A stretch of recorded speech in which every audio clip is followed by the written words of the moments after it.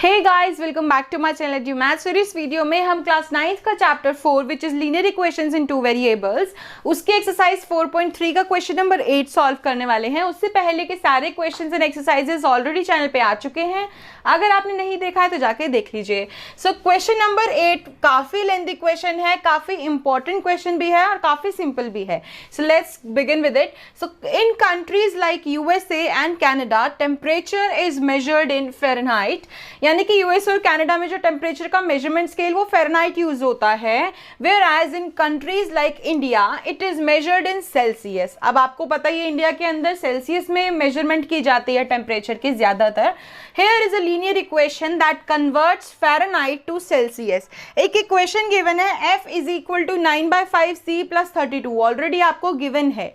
ठीक है, अब फर्स्ट पार्ट क्या है, draw the graph of the linear equation above using Celsius for x axis and Fahrenheit for y axis. Celsius को लेना है एक्स एक्सिस, तो 9/5 सेल्सियस मतलब 9/5 एक्स प्लस 32, और फ़ारेनहाइट को लेना है वाई एक्सिस। यानी कि इक्वेशन क्या बन गई, y is equal to 9/5x plus 32। इसका हमें ग्राफ बनाना है। देखो इक्वेशन आपको ऑलरेडी गिवन है, सिर्फ ग्राफ बनाना है। क्या करना है, x और y की वैल्यू निकाल लो, 2 या 3 जितनी भी निकालनी है निकाल सकते हो आप। ठीक है, लेट्स मेक इट 2 या 3 भी लिख लेते हैं हम, कोई प्रॉब्लम नहीं है। सी इसके जो पॉइंट्स निकलेंगे ना वो काफ़ी आपको शायद से काफ़ी कंफ्यूज कर दें, क्योंकि 9/5 है, थोड़ा सा आपका इधर उधर होके निकलेगा। या तो आप इसका एलसीएम लेके 5 इधर ले जाओ और फिर आप उसके वैल्यू निकाल लो, या फिर let's take x as 0 at first. ठीक है, y is equal to 9/5, x की जगह अगर मैं 0 ले लेती हूँ प्लस 32 इज इक्वल टू, ये तो 0 ही हो जाएगा, 0 प्लस 32 इज इक्वल टू 32। तो अगर मैं x को 0 लेती हूँ y आ जाता है हमारा 32।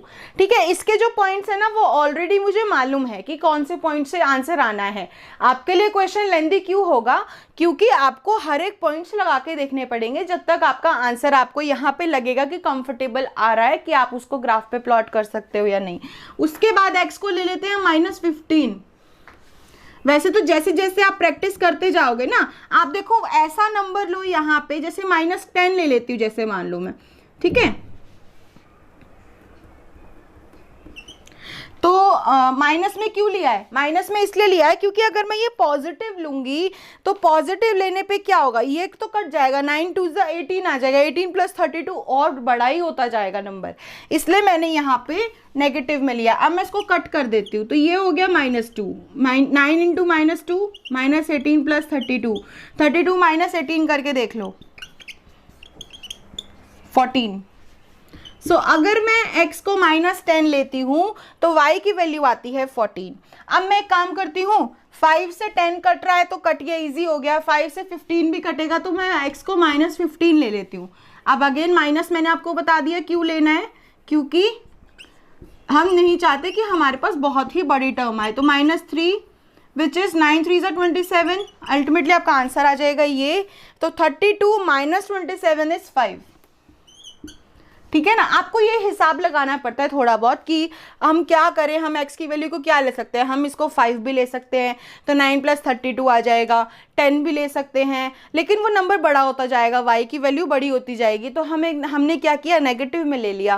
पहले 0 ले लिया, 0 सिंपल था, 0 ले लिया। उसके बाद हमने -10 भी ले सकते हैं, -15 भी ले सकते हैं, -20 भी ले सकते हैं, ताकि 5 जो है ना ये कट जाए, हमें ज़्यादा कैलकुलेशन ना करनी पड़े। तो हमारे पास अब इसके कोऑर्डिनेट्स आ गए हैं ना, अब हमें इसका ग्राफ ड्रॉ करना है। ग्राफ ड्रॉ करने के बाद हम इसके जो सेकंड पार्ट है उस पे जाएंगे। सो नाउ गाइस, ये बना लिया ग्राफ। ग्राफ में आपको जो इंपॉर्टेंट चीज़ें हैं, origin you have to mention, y axis y negative, x axis x negative. Scale मैंने 10-10 का लिया है क्योंकि थोड़े अनइवन से नंबर हैं, लेकिन कोई बात नहीं, हम उसको मैनेज कर लेंगे क्योंकि हमारे पास ग्राफ के अंदर ब्लॉक्स के अंदर भी लाइंस ड्रॉ हुई हुई होती हैं आपके मेजरमेंट के लिए, तो आप इजीली कर लोगे। सो नाउ x अगर 0 है तो y 32 है। देखो x अगर 0 है तो ऊपर जाओगे, y 32 है, 30 से थोड़ा सा ऊपर आपका पॉइंट बनेगा यहाँ पे। आप अच्छे से बना पाओगे क्योंकि जो एक ग्राफ में एक ब्लॉक के अंदर 10 मार्किंग्स होती हैं। सो x अगर -10 है तो y 14 है, x अगर -10 है तो y 14 है। 14 क्या होगा, 10 और 20 के बीच में 15 आएगा, उससे थोड़ा सा नीचे ले जाके आप इसको यहाँ पे बना दोगे। सिंपल है ना, कुछ मुश्किल तो नहीं है। x अगर -15 है तो y 5 है। x अगर -15 कहाँ होगा, 10 और 20 के बीच में होगा ना, और -5 y की वैल्यू 5, 0 और 10 के बीच में होगी, विच इज समवेयर यहाँ पे थोड़ा सा ऊपर। ठीक है, अब आप इस लाइन को ड्रॉ कर दो। ठीक है, स्केल से ड्रॉ करोगे बिल्कुल सही आएगी। यहाँ मैं स्केल नहीं यूज़ कर सकती तो थोड़ी टेढ़ी मेढ़ी हो रही है, लेकिन आप देखोगे ना तो एक लाइन में ही आएंगे आपके सारे। अगर लाइन में आ रहे हैं दैट मीन्स आपने जो ये पॉइंट्स निकाले एकदम करेक्ट है। ठीक है, तो इस तरीके से आपको ग्राफ ड्रॉ करना है, बहुत ही आसान होता है। अब चलते हैं इसके सेकेंड पार्ट की तरफ कि सेकेंड पार्ट क्या है हमारा। Now guys, our second part is if the temperature is 30 degree Celsius, what is the temperature in Fahrenheit? सी ध्यान से देखो, हम इसको दो तरीके से कर सकते हैं। या तो हम ग्राफ के थ्रू देखें। ग्राफ के थ्रू अगर आप देखोगे तो देखो बहुत बड़ा ग्राफ आप बना सकते हो, यहाँ पे नहीं बन सकता है। आप इसको अगर एक्सटेंड करती जाऊंगी मैं, तो पूछा गया है कि अगर x की वैल्यू यानी कि 30 डिग्री सेल्सियस है, यानी कि x की वैल्यू अगर 30 है तो फ़ारेनहाइट कितना होगा।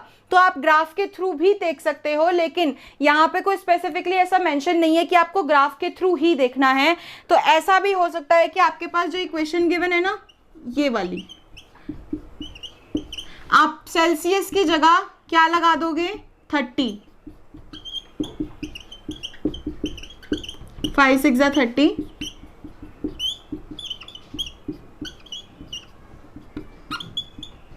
30, 86 आंसर आ जाएगा आपका। ठीक है, Fahrenheit is equal to 86 answer आ जाएगा। क्या आंसर आया, 86। ये अगर आप ग्राफ के थ्रू भी देखोगे तो 30, अगर x की वैल्यू 30, सेल्सियस क्या है हमारा, x है ना, तो x पे अगर हम 30 देखते हैं तो आप स्केल से मेजरमेंट करना, y पे आपका 86 ही आएगा, 100% वही आएगा। आप ग्राफ करके ग्राफ बनाओगे ना जब प्रॉपर, तो आपको समझ आ जाएगा। So now guys, third part is if the temperature is 95 degree Fahrenheit, what is the temperature in Celsius? Fahrenheit क्या है, y। इक्वेशन के थ्रू अगर हम देखते हैं तो Fahrenheit is equal to 9/5 c + 32। Fahrenheit की जगह लगा दो 95, 9c/5 + 32, एलसीएम ले लो यहाँ पे, यहाँ 1 है ना, तो 9c + 5 2 10, 5 3 160 इज इक्वल टू 95। ये 5 यहाँ आके मल्टीप्लाई होगा, 9c + 160, 5 5 25, 5 9 45, 47 minus 160 is equal to 9c। ठीक है, मैं इसको यहाँ सॉल्व कर देती हूँ। 475 में से 160 माइनस होंगे तो आपका आ जाएगा 315 is equal to 9c। c is equal to 315/9। आप इसकी कैलकुलेशन कर सकते हैं, बहुत ही इजी है। आ गया आपका आंसर 35। तो कितना डिग्री आ गया, 35 डिग्री। क्लियर हुआ ना, सिर्फ वही करना है। देखो क्वेश्चन में फ़ारेनहाइट सेल्सियस निकालना है, आपके पास इक्वेशन ऑलरेडी गिवन है, बस you are suppose to put the values of it and then find the value of second variable. तो नाउ गाइज फोर्थ पार्ट है, if the temperature is 0 degree Celsius, यानी कि Celsius 0 है तो Fahrenheit में क्या टेम्परेचर होगा। पहले तो हम इतना ही सॉल्व कर लेते हैं। ठीक है, हमारे पास इक्वेशन है f is equal to 9/5c + 32। अगर सेल्सियस 0 है तो ये यहाँ पे 0 आ जाएगा, मल्टीप्लाई में ऑब्वियसली 0 + 32 इज इक्वल टू 32। अगर सेल्सियस यानी कि डिग्री सेल्सियस 0 है तो वो कितना फ़ारेनहाइट है, 32 डिग्री फ़ारेनहाइट। अगर नेक्स्ट है and if the temperature is 0 degree Fahrenheit, अगर फ़ारेनहाइट 0 है तो सेल्सियस कितना होगा, इसको 0 लिख देते हैं, 9c प्लस आपने अगेन इसका एलसीएम लेना है, 5 2 10, 5 15 160। ये 5 यहाँ आके मल्टीप्लाई होगा 0 के साथ तो अल्टीमेटली इट विल गेट 0, और ये +60 दूसरी साइड जाके -160 is equal to 9c। c is equal to -160/9।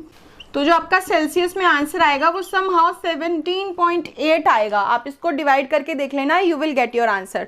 सो बहुत सिंपल क्वेश्चन है, आपने इसे सिंपल क्वेश्चन आई थिंक देखा भी नहीं होगा कि वैल्यूज आपको इक्वेशन गिवन है, बस x को हमें एज्यूम करना है एज सेल्सियस, y को हमें एज्यूम करना है as Fahrenheit, that's it. Now guys, last part of this question is there a temperature which is numerically same in both degree Fahrenheit and degree Celsius? यानी कि question में पूछा गया है क्या कोई भी एक ऐसी डिजिट है, एक ऐसी प्लेस है जहां पे फ़ारेनहाइट और डिग्री की वैल्यू सेम आ रही हो, ठीक है, numerically, if yes find it. So ये जो है ना आप ग्राफ से ढूंढोगे।